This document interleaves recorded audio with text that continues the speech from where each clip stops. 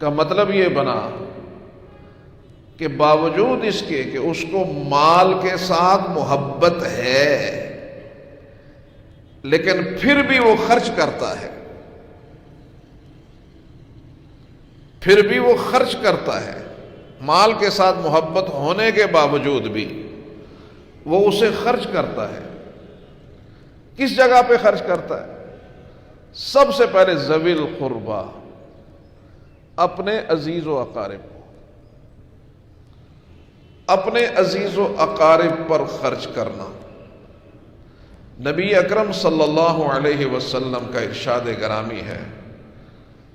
فرمایا جب اللہ نے رحم کو، رشتے کو پیدا کیا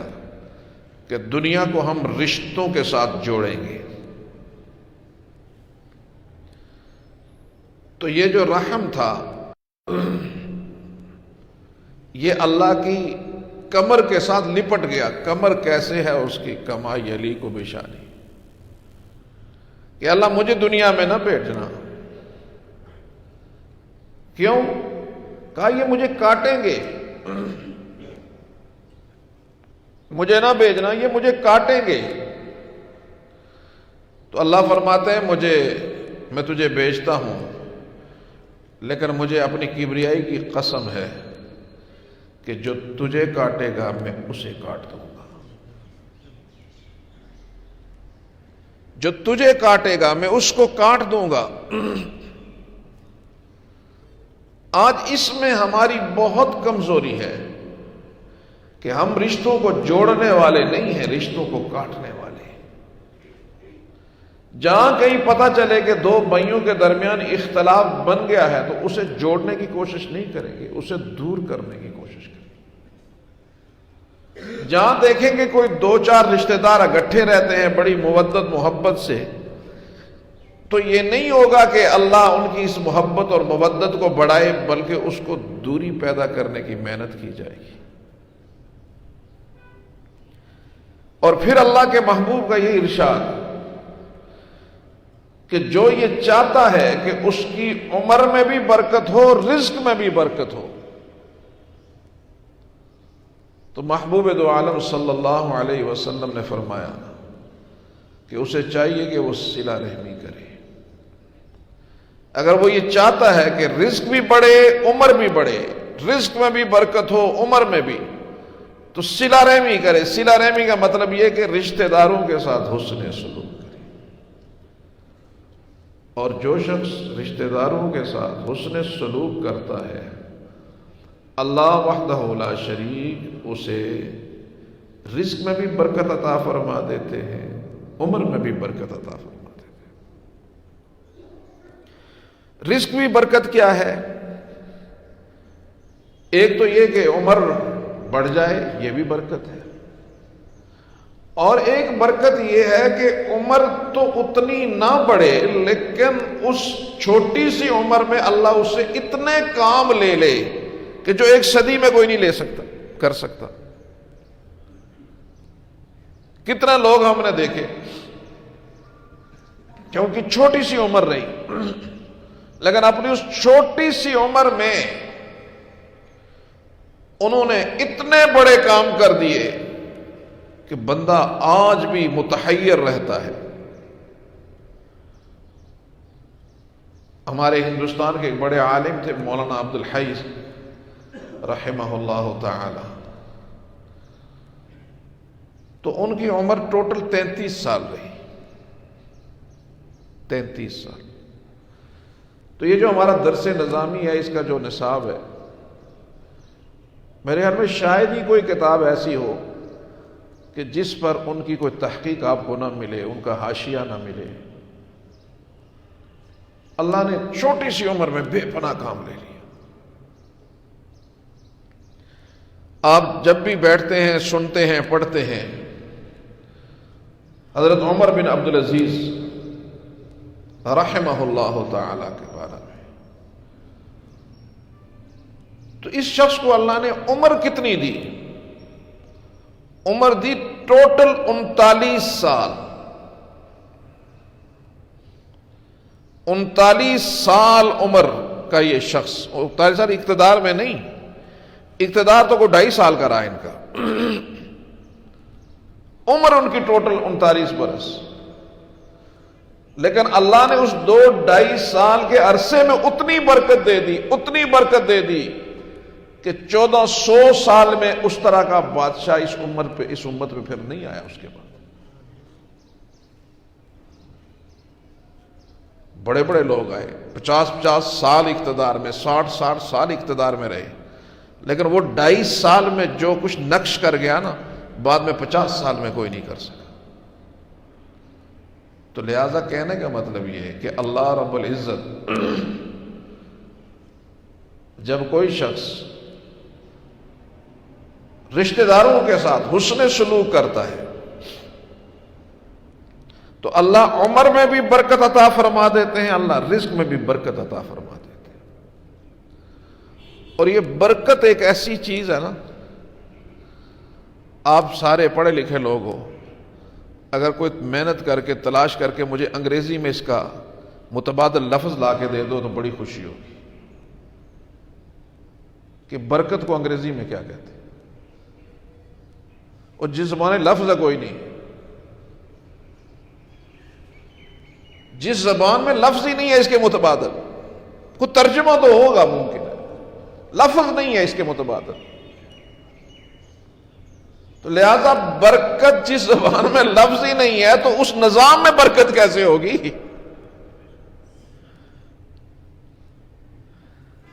جس زبان میں لفظ برکت موجود ہی نہیں ہے، اس کی ڈکشنری میں ہی نہیں ہے، تو اس زبان اور ان لوگوں کے نظام میں برکت کیسے ہوگی؟ اور یہ برکت ایک ایسی چیز ہے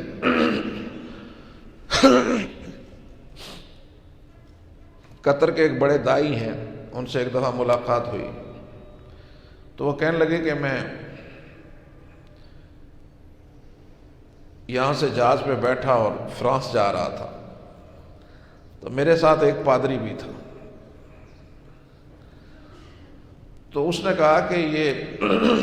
اسلام کے بارے میں پڑھتا رہتا ہوں، لیکن یہ جو ایک لفظ آپ استعمال کرتے ہیں برکت، اس کی مجھے سمجھ نہیں آتی ہے کہ یہ برکت کیا چیز ہے، یہ برکت کیا چیز ہے، یہ نہیں سمجھ آتی۔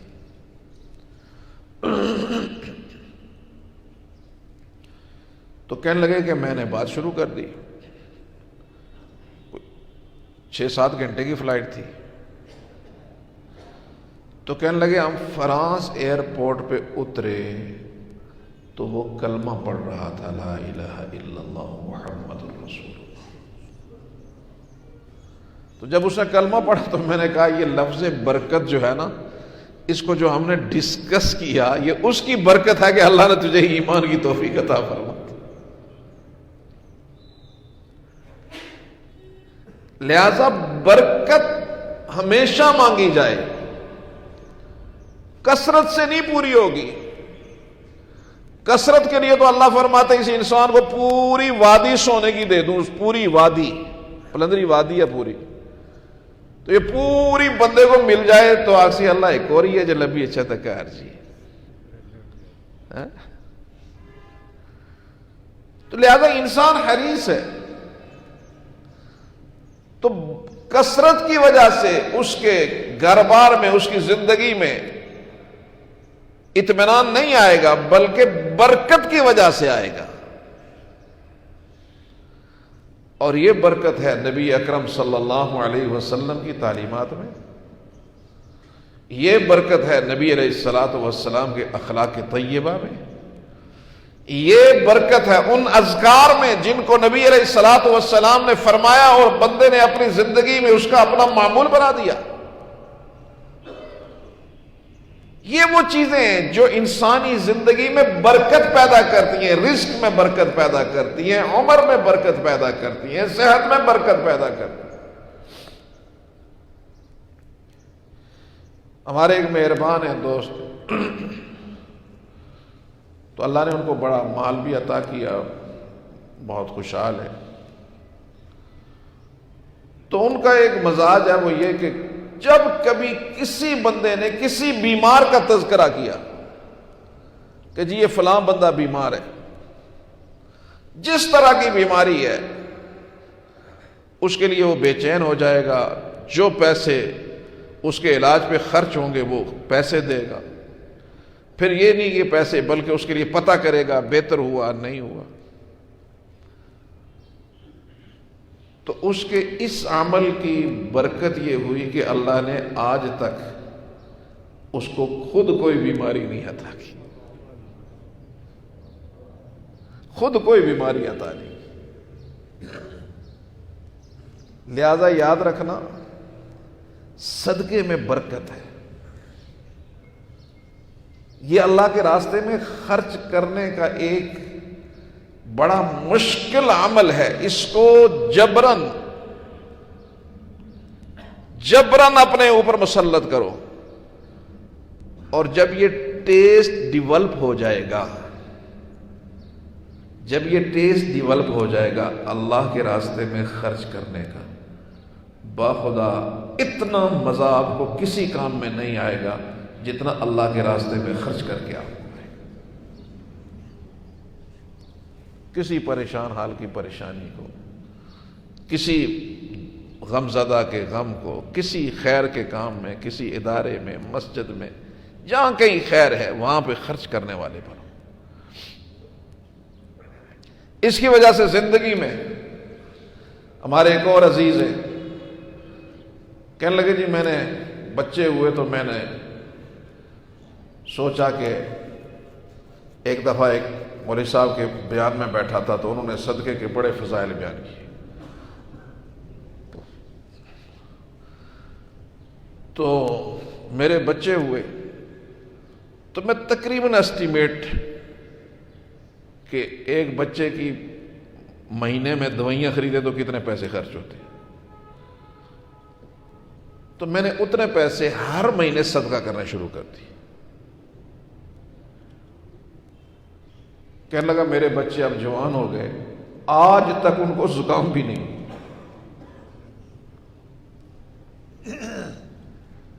لیکن اس ڈاکٹر کو صفائی لگی، منتاں کری، اور بہت جو ہے نا وہ لجاجت کے ساتھ پیسے دے کے، پھر خود بھی گھر والے تکلیف میں،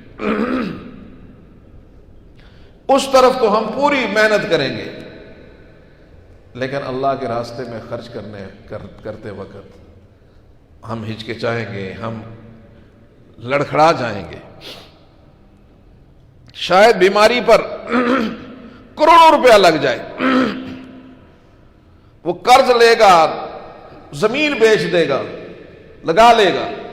لیکن اسی بندے کو کہو کہ اللہ کے راستے میں چند ہزار دے دو تو اس کو پسینہ آ جائے۔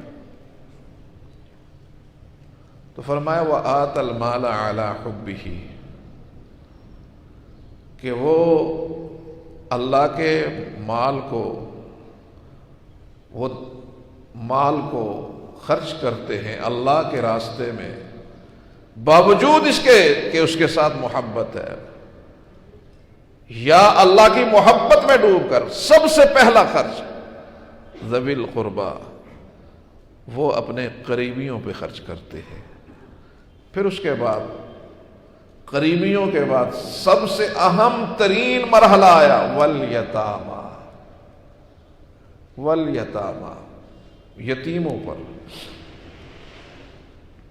یتیموں پر خرچ، اور یہ یتیموں پر خرچ یہ ایک بہت بڑا عمل ہے۔ ریاض سعودیہ میں ایک صاحب اپنا واقعہ بیان کرتے ہیں کہ مجھے خواب آیا کہ فلاں بندے کو عمرہ کرواؤ، تو میں نے ایسے خواب ہوتے ہیں، کوئی پرواہ نہیں، پھر تھوڑے دنوں کے بعد پھر خواب آیا فلاں بندے کو عمرہ کرواؤ، پھر مجھے تعجب ہوا، پھر میں نے درگزر کر، پھر تیسری مرتبہ میں نے کہا بھائی یہ ایسے کو خواب نہیں ہے، کوئی باقاعدہ میسج ہے۔ اب میں تلاش میں لگ گیا، وہ جو مجھے بتایا گیا، تو میں اس جگہ پہنچ گیا، بندے کا پتہ کیا تو بندہ ایسے نارمل سا بندہ، اور کوئی ایسا دیندار نہیں ہے، کوئی بہت زیادہ عربیوں میں یہ تو ہے نماز تو پڑھتے ہیں وہ جس طرح بھی ہوں، لیکن باقی یہ ہے کہ بہت زیادہ دین کی طرف رغبت یہ ہے۔ یعنی اسی سے اندازہ کریں، جب میں نے اس کو عمرے کا کہا تو اس نے معذرت کر لی، کہا میں نہیں جاؤں گا۔ میں نے اب اس کی بڑی منتیں شروع کر دی، بھائی نہیں چلنا ہے تو خیر میں اس کو راضی کر کے عمرے کے لیے لے گیا، تو عمرہ کیا کوئی ہفتہ ہمارا لگ گیا، تو عمرہ مکمل ہو گیا، تو ہم نے آخری طواف کر کے جب نکلنے لگے تو مجھے کہنے لگا مجھے حرم چھوڑنے کا دل نہیں کرتا، مجھے حرم چھوڑنے کا دل نہیں کرتا۔ میں نے کہا یار تم پہلے تو آ نہیں رہے تھے، اب کہتے ہو میں جا نہیں رہا ہوں۔ کہنے لگا بس ایسا تو اگر آپ مجھے اجازت دیں تو نکلنے سے پہلے 2 رکعت نہ پڑھ لو۔ میں نے کہا پڑھ لو۔ تو میں انتظار کرنے لگا، وہ 2 رکعت نماز پڑھنے لگا، پہلی رکعت پڑھی، دوسری رکعت پڑھی، سجدے میں گیا، اٹھ ہی نہیں رہا۔ جب سجدہ بہت طویل ہو گیا، جا کے ہلایا تو دیکھا روح نکل چکی ہے۔ اللہ اکبر اللہ اکبر۔ کہنے لگا میری آنسو تھم نہیں رہے تھے، یا اللہ کیا معاملہ ہے، معاملہ کیا ہے کہ جس کے لیے مجھے خواب میں حکم ہوتا ہے کہ اس کو عمرہ کرواؤ، بندہ ایسا ہے نہیں، آتا تھا نہیں، جب آیا تو اتنا بڑا اعزاز، گناہوں سے پاک کر کے میرا رب صاف کر کے سجدے کی حالت میں بیت اللہ کے سامنے جان نکل رہی ہے۔ تو کہنے لگے میں نے اس کے گھر تدفین کے بعد رابطہ کیا، کس کا عمل بتاؤ کیا کرتا تھا یہ؟ کہا کچھ نہیں، جیسے آپ نے دیکھا ویسے ہی تھا، اور تو کوئی نہیں۔ ہاں ایک کام تھا اس کا، ایک منفرد کام تھا۔ کیا؟ کہنے لگے ہمارے پڑوس میں ہمارے ایک پڑوسی تھے، وہ فوت ہو گئے اور ان کے بچے چھوٹے یتیم رہ گئے، تو کئی سالوں سے بہت چھوٹے بچے تھے اور ان کو کوئی کسی طرح کا کوئی ذریعہ آمدن نہیں تھا، تو اس کا کئی سالوں سے یہ معمول تھا کہ جو سودا اپنے گھر کے لیے لاتا تھا اتنا سودا ان کے گھر کے لیے لاتا تھا،